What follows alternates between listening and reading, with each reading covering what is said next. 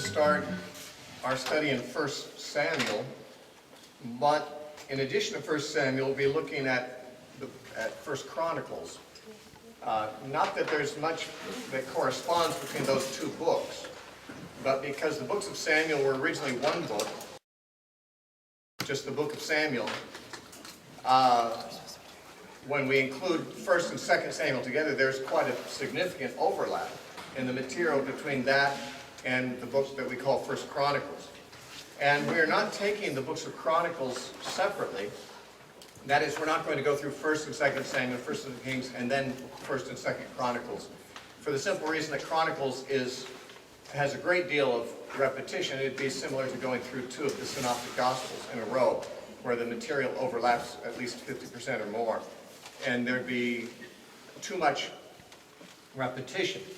I mean, not too much necessarily for some kind of benefit, but as far as the economy of our time goes, it would not be worth going additionally through all the chapters of Chronicles after we've been through Samuel and Kings, because so much of it would be repetition. So what I want to do at this point is introduce you to the books of Chronicles, because they will be brought in a harmonizing sort of way through our studies of the books of Samuel and Kings, which lie immediately ahead of us. And if you're not familiar with the books of Chronicles, you will find that 1 Chronicles, to a very large extent, parallels material in the books of Samuel, and 2 Chronicles parallels the books of Kings. So we go through Samuel, we go through Kings, and then when you come to Chronicles, you go through that material again. Not all of it is the same, and there are some significant differences, omissions and additions, but we will be able to incorporate those in our commentary on Samuel and Kings so that we don't have to take the whole books of Chronicles separately and end up repeating ourselves a great deal. Originally, the books of Chronicles were one book in the Old Testament. This is also true of our books of Samuel and books of Kings. Each of these that we have two of were really only one of originally. There was one book of Samuel, one book of Kings, and one book of Chronicles in the Hebrew Bible. The reason they were divided into two in each case was that the Old Testament was translated into Greek in the early 3rd century BC, and during that time, when it was put into Greek, it became clear they're going to need more space, because the Greek language used vowels as well as consonants, and the Hebrew only used consonants. And so the text of the Hebrew did not require as much space. And when they translated into Greek, the words, the sentences were longer because they had vowels as well as consonants, so it made a longer document. And that, it was in the Septuagint, therefore. And if you see the words LXX in your notes, LXX is the symbol for the Septuagint. Obviously, it's the Roman numeral for 70. The Septuagint is so called because it is believed that 70 Hebrew scholars worked on it. So the Roman numeral for 70, LXX, has become the established abbreviation for the Septuagint, the Greek translation of the Old Testament. In the Septuagint, Samuel, Kings, and Chronicles were divided into two books each. But really, you can see when we study 1 Samuel and 2 Samuel that one just runs right into the other. And the same thing with Kings. It's continuous. And same thing with Chronicles. Chronicles is not merely repetition of what's in Samuel and Kings, though a great deal of it repeats. It is not just a redundancy. There is a somewhat different purpose in Chronicles than there is in the earlier histories. The books of Samuel and Kings tell the story of the years of Israel's monarchy from the standpoint of prophets. The writers of Samuel and Kings are prophets, and it's a prophetic history that focuses mainly on the royal history, the throne, especially the throne of David, but in the case of Kings, the nation divides into a northern and southern kingdom, and there's a throne in the north and a throne in the south. And the books of Samuel and Kings are concerned about more or less the political history with religious themes woven in. But the books of Chronicles are going through the same history, looking at it from a priestly point of view. the writer of Chronicles was a priest and probably not a prophet. And the focus is there not on the royal or political history of Israel and Judah, but rather of the religious history, the spiritual dimensions of the history. And so it has a lot more emphasis on the temple and on spiritual themes than do the Kings and Samuel. And so there is repetition, but there's also a different nuance, a different emphasis, and the emphasis is on the spiritual heritage of the nation. It would seem, since this book was written later than Samuel and Kings, we can see that because it mentions actually the end of the exile. The very end of 2nd Chronicles mentions Cyrus the Persian making a decree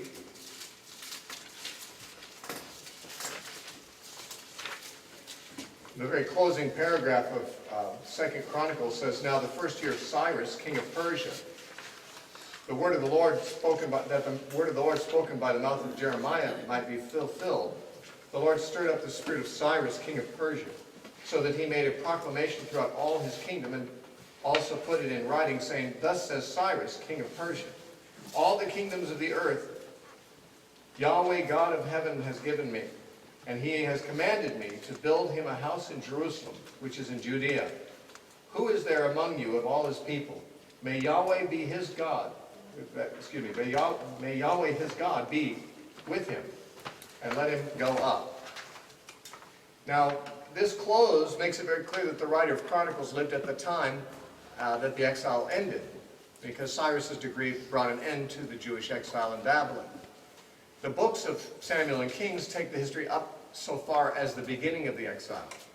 And if the Jewish tradition is correct that Jeremiah wrote the books of Kings, he lived at the beginning of the exile, but he did not live to see the end. Therefore, those other historical records have only the perspective of the downfall of Judah and not its restoration.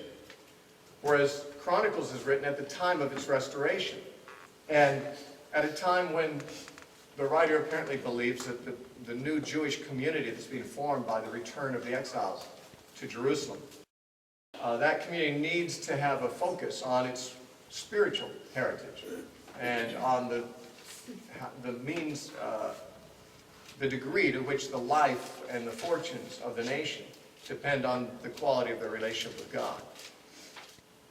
As far as who wrote the book, I mentioned it's priestly. It's written from a priest's point of view, or a Levite's point of view. The Jews believe that Ezra wrote it. That's their tradition. Ezra wrote it. And there's good reason to think so. Because the book of Ezra, which follows immediately after 2nd Chronicles, is sort of like a third book of Chronicles in a way. It really just picks up where Chronicles ends. As 2nd Chronicles ends with the decree of Cyrus, Ezra begins with that decree and picks it up from there and talks about how the remnant came back under Zerubbabel, and then later Ezra himself came back from Babylon. And so the story of Ezra is simply a continuation of Chronicles. And both works, Ezra and Chronicles, have a lot of things in common with each other. Whoever wrote it, we know, was a scholar, because he cited from, or at least alluded to, 16 different source works. You might remember when we had our introduction to the historical books, I listed a whole bunch of works that are mentioned, you know, the book of Jasher, and the book of the Chronicles of the Kings of Judah, and the book of the Chronicles of the Kings of Israel, and a lot of different works, the Acts of Solomon. These historical works in the Bible actually are aware of previous historical works on the same subjects, and apparently incorporated them, so that it's a work of scholarship. And the scholar had a lot of resources he used. At least 16 of the 22 sources that are named in the historical books are cited in Chronicles. And Ezra was such a scholar. The Bible says he's a ready scribe. He was a scholarly historian and scholar of the law, and he's got just the type of temperament and aptitude, no doubt, to write a book like this. But the author of both Chronicles and Ezra has a priest's perspective on things, and seems very fascinated with the details of the temple and the Levites and their orders and things like that, things that would possibly bore the average person. Even the genealogies at the beginning of First Chronicles are a bit tedious from our point of view. There's 9 chapters of genealogies at the beginning of the book. It's not really a way to start a vigorous narrative and really get your audience engaged right from the first page. You kind of have to wade through it. But scribes were the type of people who just loved to get that kind of detail down. And that's definitely the orientation of the author. In the books of Chronicles and Ezra, there is similar vocabulary, including quite a few, or some, Babylonian loanwords, Chaldeisms as we call them. What happens with languages is they pick up words in their vocabulary from other languages of people that they come into contact with, of course. English has a lot of things that arose out of Latin originally, but there's a lot of Germanic words, a lot of French words in our vocabulary, Spanish words have come in. And so, through interaction with different cultures, languages pick up words from other languages, and those are called loan words that we borrow from other cultures. There are quite a few Babylonian loan words, or Chaldeisms, that are found in the Hebrew of these books, and that was really the direction that the Hebrew language was evolving at the time of Ezra. Obviously, after spending 70 years in Babylon, the Jews, the ones that still spoke Hebrew, would have picked up some vocabulary from the Babylonian language as well. Eventually, that evolution, that incorporation of Chaldeisms in Hebrew became what was called Aramaic, the language spoken by Jesus and his disciples. At that time, the Jews in Palestine spoke Aramaic, which is kind of like Hebrew, but not exactly like Hebrew because of this evolution. The language took over the 500 years from the time of Ezra till the time of Jesus. There are certain words that are found in Chronicles and Ezra that are not found elsewhere. The Persian coin, the derrick, is mentioned in both works, not elsewhere. They both speak of things that are prescribed in the law. The term prescribed is an unusual word to speak of things that are written in the law, but both works use it as if the author might be the same person, has the same usage habits. And just the Hebrew style, something that only Hebrew scholars would really pick up, and therefore I'm not a Hebrew scholar, I can't illustrate it, but Hebrew scholars say the style of Chronicles and the style of Ezra are very much the same, or very, very similar. Now, as far as the content of these books, a lot of it just is word for word the same, but there are differences. For one thing, it has the most extensive genealogical records that you would find anywhere in Scripture.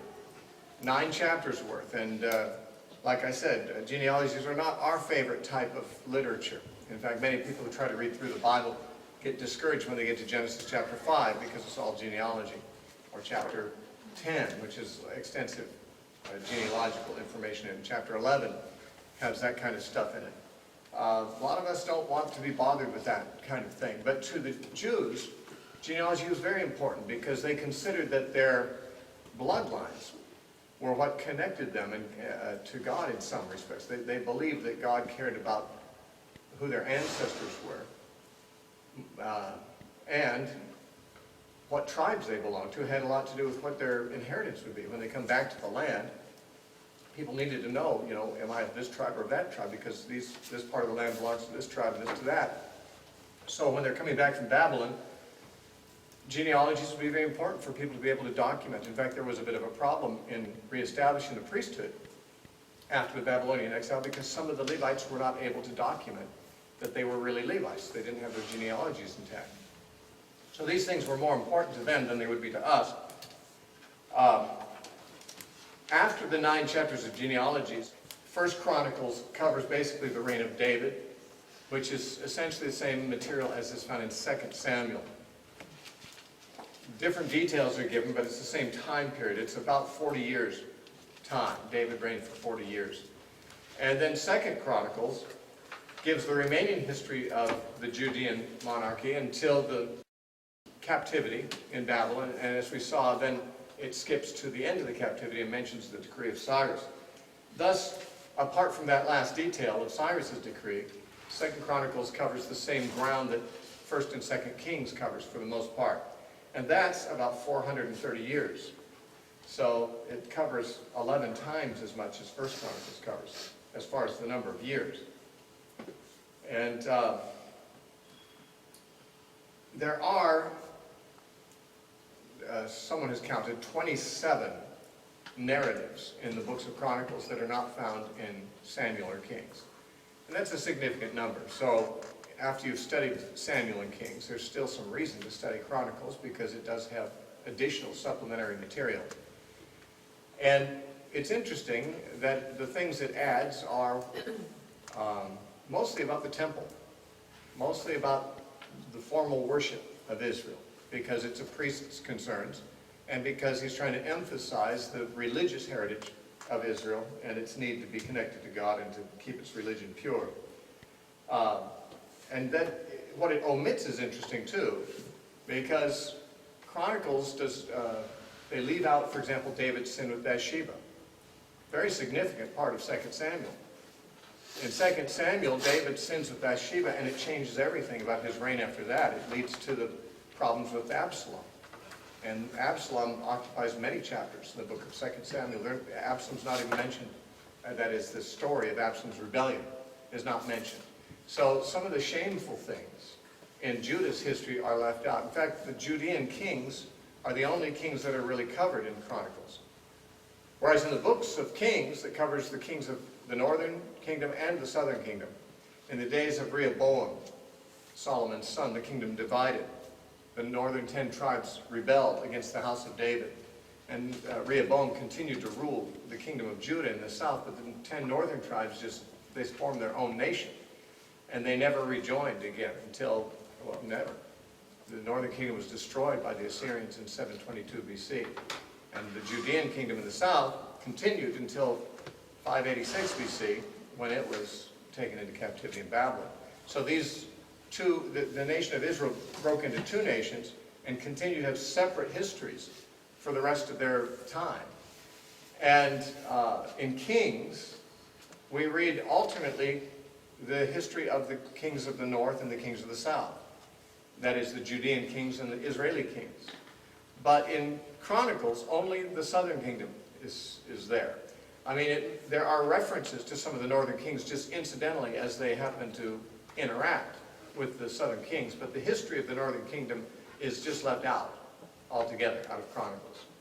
And so only the Judean, the pure, religion of Judea is the focus here.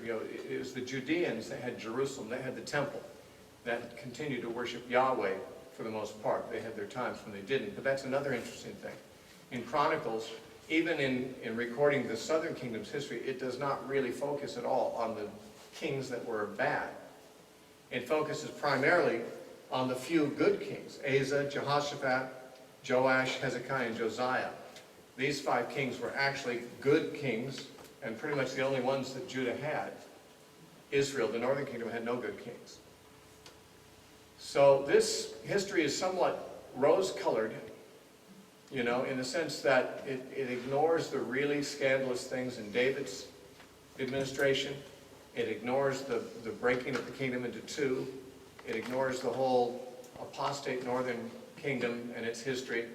And as far as Judea's history, or Judah's history, it basically focuses on the positives. The kings that followed Yahweh, the kings that reformed things, and so forth. So that's how the emphasis is in Chronicles. An example of how Chronicles focuses on the religious side of things would be seen in the fact that there are there are 9 chapters about Solomon's reign in Chronicles. 6 of them are about the temple. So 2/3 of the treatment of Solomon's reign is about the building of the temple. And of course Solomon's reign included much more than that, but that's not of interest so much to the chronicler. Also, whereas the King's records in 2 Kings, it talks about Hezekiah's reforms, gives 3 verses to the subject.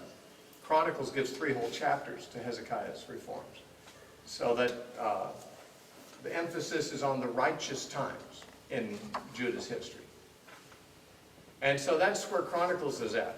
And as we study through the books of Samuel and Kings, we're going to be, correlating the material that's in Chronicles that isn't in those books, so that we'll sort of have a harmonized history of the period, using Samuel and First Chronicles together, and using Kings and Second Chronicles together. That will be our approach. Okay, so let's now look at the book of, well, we're going to look at 1 Samuel, but I want to give you an introduction to the books of Samuel, since they were originally one book. And we will not have a separate introduction to 2 Samuel. You know, it doesn't make sense, because the same thing that can be said introductory to 1st would be agreeable to 2nd. So we'll just look at the books of Samuel in an introductory way right now. Just like I said about Chronicles, and really the same is true of Kings, there was only one book of Samuel originally. And it wasn't, in the Hebrew Bible, it wasn't called Samuel. In the Hebrew Bible, it was called the first, well, kingdoms, really. I shouldn't say in the Hebrew, in the Septuagint. These books all had different names in Hebrew. They were usually based on the first words in the Hebrew text. But 1st and 2nd Samuel came to be separate books in the Septuagint. And there they were called 1st and 2nd Kingdoms. And when they divided the book of Kings into two, they called that 3rd and 4th Kingdoms. 1st and 2nd Samuel were 1st and 2nd Kingdoms originally in the Septuagint. And 1st and 2nd Kings were 3rd and 4th Kingdoms. Then in the Latin Vulgate, which Jerome translated the Bible into Latin, he changed the names to 1st, 2nd, 3rd, and 4th Kings. So what we're calling 1st and 2nd Samuel used to be called 1st and 2nd Kings, and what we call 1st and 2nd Kings, they called 3rd and 4th Kings. He just changed the word from kingdoms to kings from the Septuagint and the Vulgate.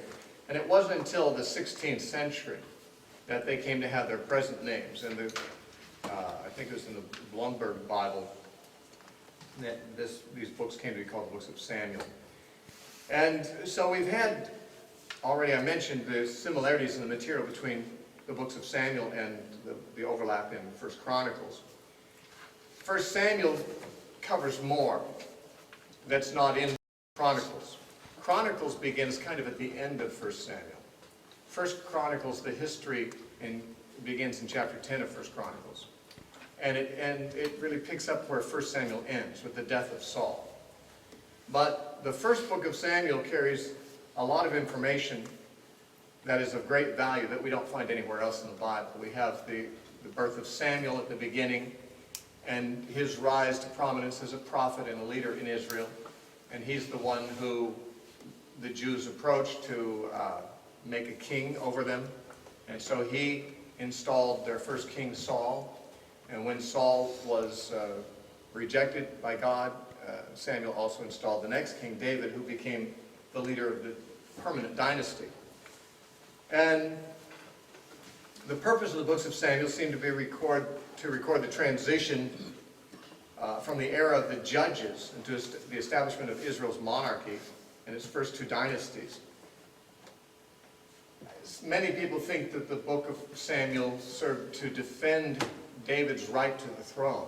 It certainly is a book favorable to David. And many people do believe that David's dynasty was perhaps questioned by some. We know that it was. Actually, there's record of it. Absalom and Shimei and certain other individuals questioned David's legitimacy as king. And so the book of Samuel could have been written with the thought in mind of showing that David really has a divine right to the throne, because that's really what is illustrated there. As far as the authorship and the time of writing, Jewish tradition assigns portions of it to Samuel. However, Samuel dies in 1 Samuel, and the story continues through the end of 1 Samuel and through 2 Samuel. So there's other authors whose works are incorporated too. But the Jews believe that Samuel wrote some of it, and Nathan and Gad, other prophets contemporary with David, wrote the rest. Now, we don't know whether the book as it stands now came from the pens of those men. We do know from 1 Chronicles chapter 29 and verse 29 that there were books written by those three prophets. No scholar, in my opinion, today would say that the books we have as 1 and 2 Samuel are the books referred to. in 1 Chronicles 29:29.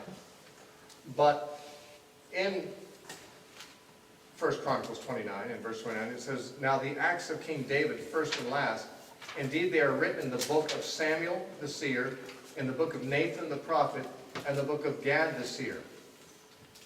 Now when he says the book of Samuel the seer, he doesn't mean the book of Samuel that we have necessarily, but he does mean that Samuel and Gad and Nathan did write books, and they are prophets.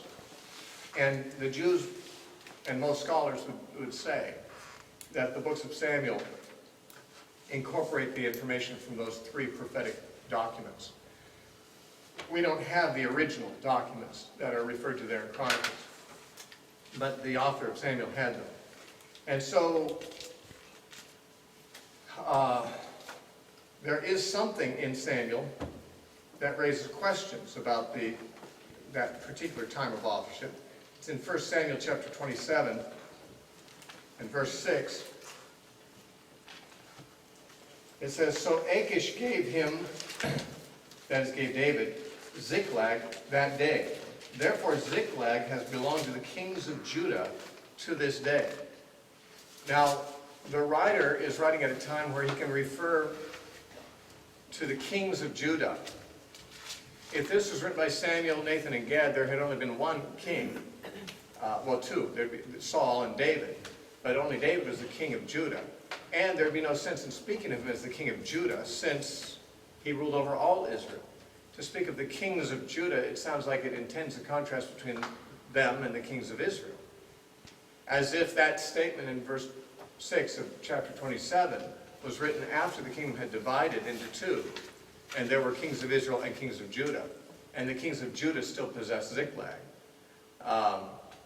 Simply to refer to the kings of Judah suggests a mentality that there are kings of Judah as opposed to kings of Israel.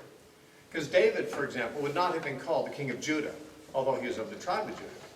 He would have been called the king of Israel, because the nation as a whole was called Israel. Saul would not have been called the king of Judah, because he was not only not of the tribe of Judah, but the nation was one nation.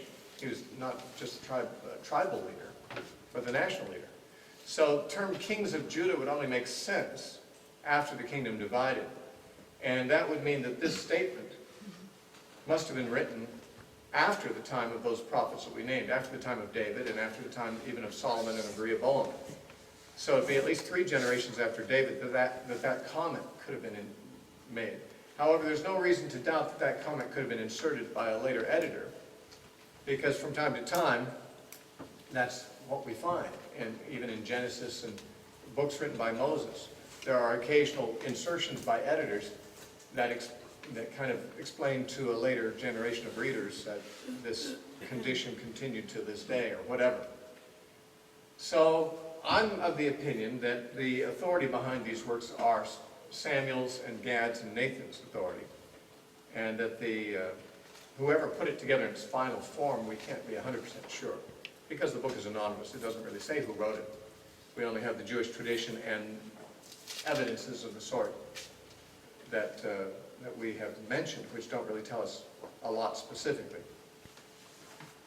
Now, the main character in the books, in the first book of Samuel, is Samuel himself.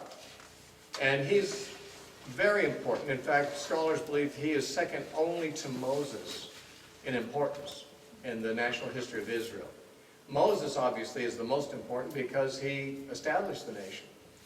He led them out of Egypt, and he gave them the law at Mount Sinai, and he organized them into, instead of a band of slaves, into a nation that was able to conquer and occupy a land and start a country. And so Moses is considered the greatest and most important leader in Israel's history.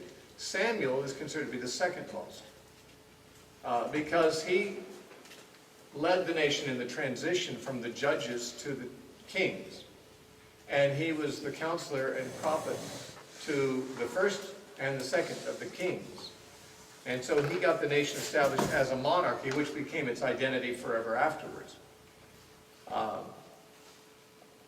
Samuel's sometimes called the kingmaker.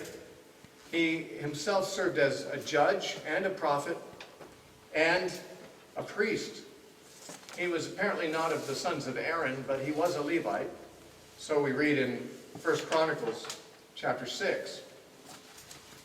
We're not told it in 1 Samuel. But this is one of the areas where the genealogies at the beginning of Chronicles give us valuable information. Because in 1 Chronicles chapter 6, which falls within, of course, those chapters of genealogies, in verse 33 it says, "These are the ones who ministered with their sons, of the sons of the Kohathites." Now the Kohathites were one of the three branches of the Levites. And it says, "Of the sons of the Kohathites were Heman the singer, the son of Joel, the son of Samuel, the son of Elkanah, the son of Jehoram, the son of Eliel, the son of Toah," and it goes back. But the point is that Samuel, the son of Elkanah, here is our Samuel. And he is a Kohathite, that is, he is a Levite. We wouldn't know that from 1 Samuel because we're simply told that his father was from the hill country of Ephraim. But of course Levites lived all over the country. But there is a certain man of Ramathaim Zophim in the mountains of Ephraim in 1 Samuel 1:1. And so the location that Samuel grew up in was the mountains of Ephraim in a town called Ramah. But his tribal station was Levite. And he served as a judge. He's in fact considered to be the last of the judges. So the period of the judges is really the period we're looking at when we start the book of Samuel. And in chapter 7, verses 15 through 17, it says, "So Samuel judged Israel all the days of his life. He went from year to year on a circuit to Bethel, Gilgal, and Mizpah, and judged Israel in all those places. And he always returned to Ramah, for his home was there. There he judged Israel, and there he built an altar to the Lord." So he was a judge for his lifetime. He also was a Levite, and we find him doing priestly things like offering sacrifices. In fact, he's permitted to offer sacrifices when even the king himself is not. And Saul offered a sacrifice once wrongfully because Saul's of the tribe of Benjamin and couldn't offer sacrifices, but he was supposed to wait for Samuel to come to do it. Samuel wasn't really a priest either, but you know, in Samuel's adult life, the priesthood at Shiloh was destroyed pretty much. At least Shiloh was destroyed, the ark was taken, and the normal priestly functions were interrupted. There was not the altar and so forth that Moses had them build, because that had been apparently destroyed. So it was, God allowed there to be people acting as priests who didn't have the pure priestly blood, but being a Levite was better than nothing. But also that he was a prophet is mentioned. In 1 Samuel chapter 3 and verse 20, it says, "And all Israel from Dan to Beersheba knew that Samuel had been established as a prophet of Yahweh." Samuel is actually considered to be the last of the judges and the first of the prophets. Now, the first of the prophets doesn't mean that there was never anyone who prophesied before that, because in the book of Judges, there was a man who prophesied, and Deborah also prophesied. But there were none who held what was considered to be the office of a prophet. In Israel's later history, from Samuel on, the kings were expected to obey Yahweh, and the prophets were there to tell them what Yahweh wanted them to do. And the prophets either had an official position in the government with the kings, or else simply had access to the kings to bring the word of the Lord to them. And Samuel is the first of those. And of course there was an order of prophets afterwards. In fact, Samuel established an order of prophets, as we shall see. But just to illustrate that Samuel came to be considered the last of the judges, because the period of the judges ended when he established Saul as king. In Acts chapter 13, Paul treats Samuel as if he's the last of the period of the judges. In Acts 13 and verse 20, in Paul's sermon at Pisidian Antioch, he's summarizing the history of Israel. And he says, "After that, he," that is God, "gave them judges for about 450 years until Samuel the prophet." So they had judges until Samuel. Now we know that Samuel was a judge because we just read that in chapter 7, verses 15 through 17. He judged Israel. So the judges period lasted until Samuel. And Samuel was the last person to hold that title. But he's also the first of the prophets, and the book of Acts tells us that too. In Acts chapter 3, Peter's sermon, Acts 3:24, Peter said, "Yes, and all the prophets from Samuel and those who follow, as many as have spoken, have foretold these days." So Peter refers to all the Old Testament prophets beginning with Samuel. Paul talks about all the judges ending with Samuel. Samuel's the one man who overlaps and occupies both those categories. In Hebrews chapter 11 also, Samuel is spoken of as if he's the first of the prophetic order. In Hebrews chapter 11 and verse 32, it says, "And what more shall I say? For the time would fail me to tell of Gideon and Barak and Samson and Jephthah, also of David and Samuel and the prophets." Samuel seems to be mentioned as the sort of the first of the prophets, and rightly so, because Samuel established the prophetic order. He established companies of prophets, or prophetic communities. Some scholars refer to them as prophetic guilds. No one knows exactly what the nature of them was, except that we find throughout the books of Samuel and Kings wandering groups of prophets. Often they're musicians. They're playing musical instruments and singing. And occasionally when someone comes in contact with them, the Spirit comes on the person, like Saul. When Saul's pursuing David, he came through a company of prophets, and the Spirit came on Saul. And he fell down on the ground and prophesied all day himself. It became almost a joke in Israel, saying, "Is Saul also among the prophets?" Certainly he didn't seem like a candidate for that. But the prophets became a known, what shall we say, vocation that some people had. And Samuel established and led a number of enduring prophet communities or guilds. We read of them, for example, in 1 Samuel 10:5. And they are usually referred to they have more than one way they're referred to, but they are sometimes referred to as simply a company of prophets. And they seem to be centered in certain cities more than others, where Samuel frequented. But in 1 Samuel chapter 10 and verse 5, Samuel's talking to Saul. It says, "After that you shall come to the hill of God where the Philistine garrison is, and it will happen when you have come there to the city that you will meet a group of prophets coming down from the high places with a stringed instrument, a tambourine, a flute, and a harp before them, and they will be prophesying."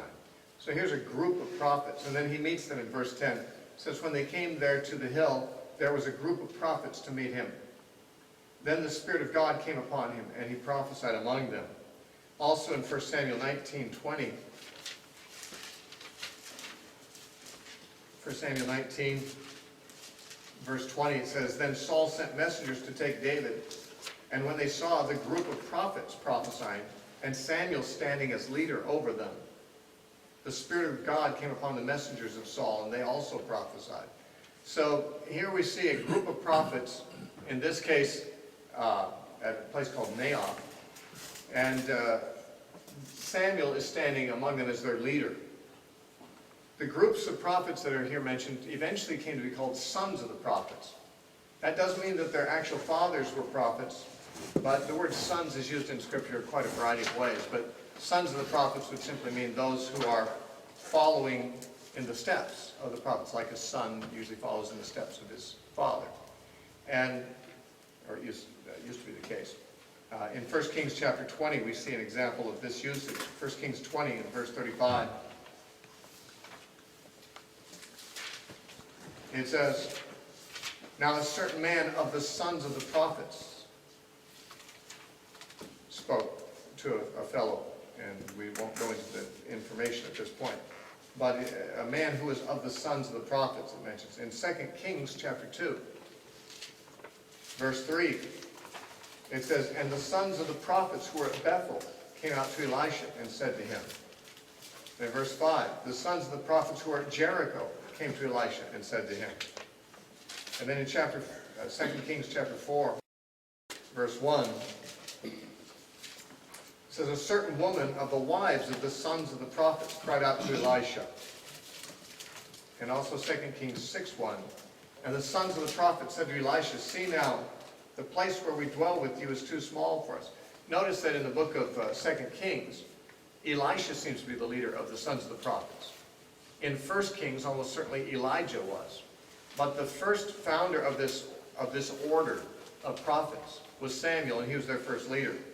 And he was the first of the prophets. But it would appear that many of the later prophets who wrote books were probably rose up through these groups. We don't know very much about these groups, but it would seem likely that God began to put his spirit on certain individuals in Israel, and they would seek fellowship with others who had the similar gift, and they would gather together in prophetic communities and live together. They seem to live together in that case in chapter 6, verse 1 of 2 Kings. And we eventually find there are these groups of prophets in several different cities. One was in Samuel's hometown, Ramah, where there was a portion of the city called Naoth, but it was apparently the prophetic community living there. Naoth is a word that means dwellings. And apparently within the city of Ramah, which was Samuel's hometown, where he spent most of his time, there was this section, this neighborhood, this little enclave within the city called Naoth, which was where the prophets lived together with Samuel. There were eventually prophetic communities at Bethel, as we saw just a moment ago in 2 Kings 2:3, and in Jericho in 2 Kings 2:5. Also Gilgal. 2 Kings 4:38 mentions there was a prophetic community at Gilgal. And I say possibly at Mizpah. There's no reference to them being at Mizpah, but we did see in 1 Samuel 7 that Samuel made a circuit of several cities. And Ramah and Bethel and Gilgal were among them, and so was Mizpah. And these were the places where he judged Israel. So it's possible that we know that he had prophetic communities in 3 of those 4. Whether he had one in Mizpah also we aren't specifically told. But you can see that this was a time where God was beginning to raise up people to speak prophetically to the nation, as well as raising up kings. And that's because the kings needed to know what God wanted to do. Because what was established was a theocratic monarchy. Now, in the period of the judges, it was a pure theocracy. Theocracy means governed by God. There was no king in Israel. And so everyone was expected to answer directly to God. They didn't do real well at it, obviously. And what people were supposed to do and what they did do are not the same thing. But the way God had things set up during the period of Judges was the nation was supposed to be governed directly by God through the priesthood. And the priest would teach the law, and the people were supposed to keep the law. And that was how God intended for the nation to be.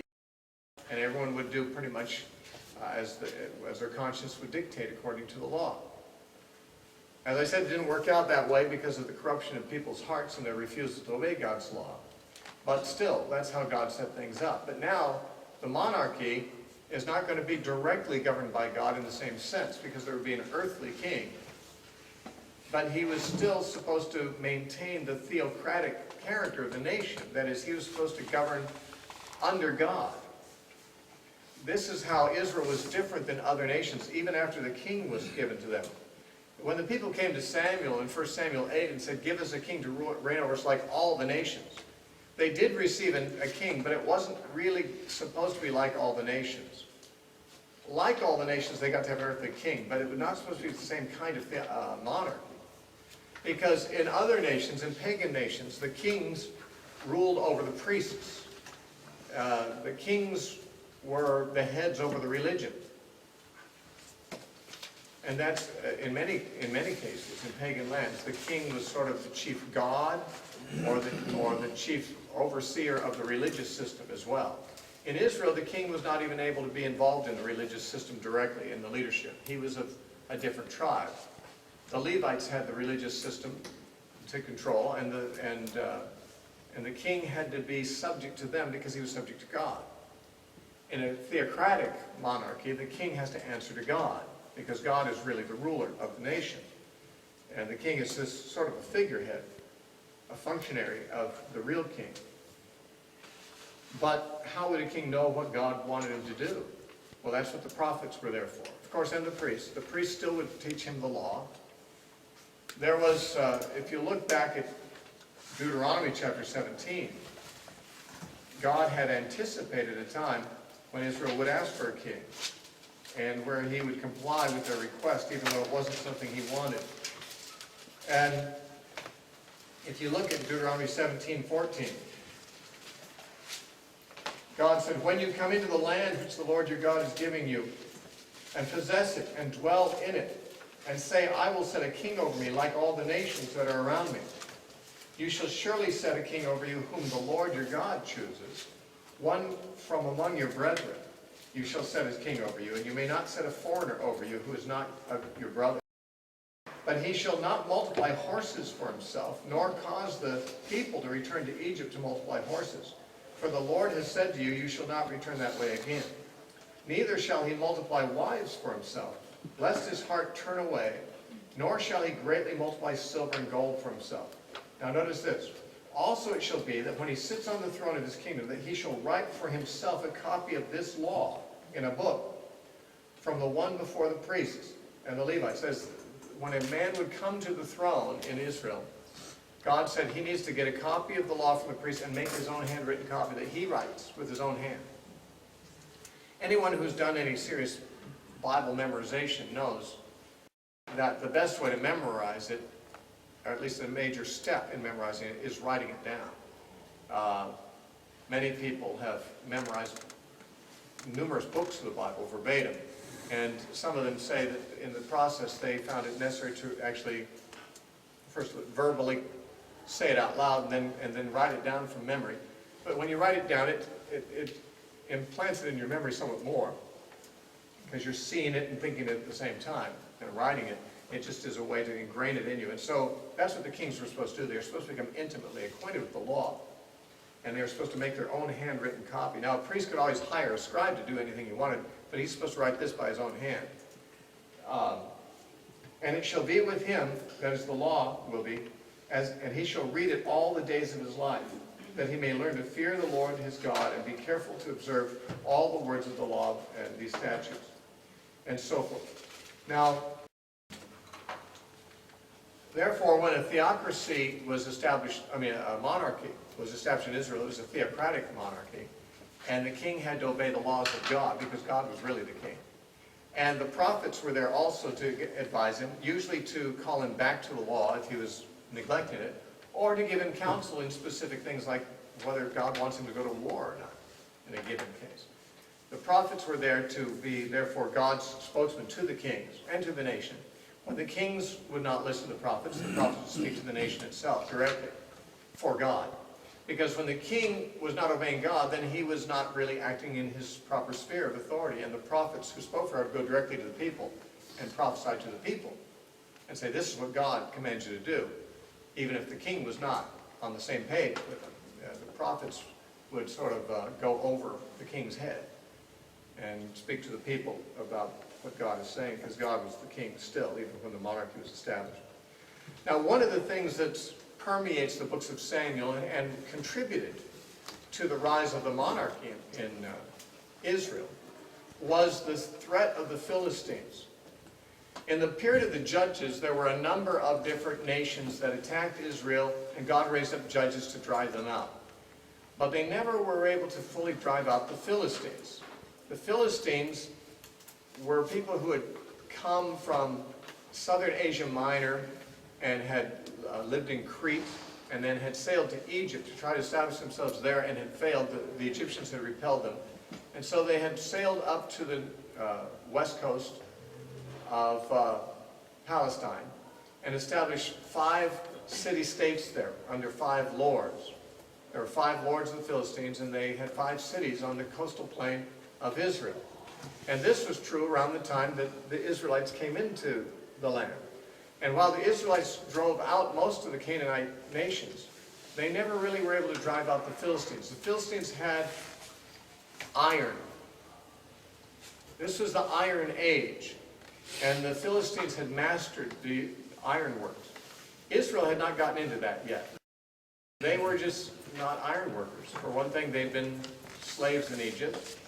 And then they were wandering in the wilderness, not really a good situation for setting up iron smelting plants and things like that. And as wanderers and nomads, they just never had gotten into that technology. The Philistines had. They'd mastered it, and therefore they had iron chariots and iron weapons and blacksmiths and so forth. And Israel was just not able to defeat them. For one thing, Israel was often not armed with metal weapons. What swords they had, I don't know if they made them out of flint or what. When they circumcised, they used flint knives. And, or they may have been able to get their hands on some metal weapons just from defeating certain enemies and taking their weapons from them. But Israel was not really set up to manufacture metal weapons. And they were living in, I guess, more like the Stone Age. I think the Bronze Age more like, but in any case, Israel was underarmed against the Philistines. And the Philistines, even at certain times, would not even allow Israel to have swords. And if the Israelites had metal farming implements, they had to take them to a Philistine blacksmith to have them sharpened. That's how things were set up. The Philistines oppressed Israel in the end of the period of the Judges. Samson, of course, was fighting against Philistines, and the Bible says he began to deliver Israel from the hand of the Philistines.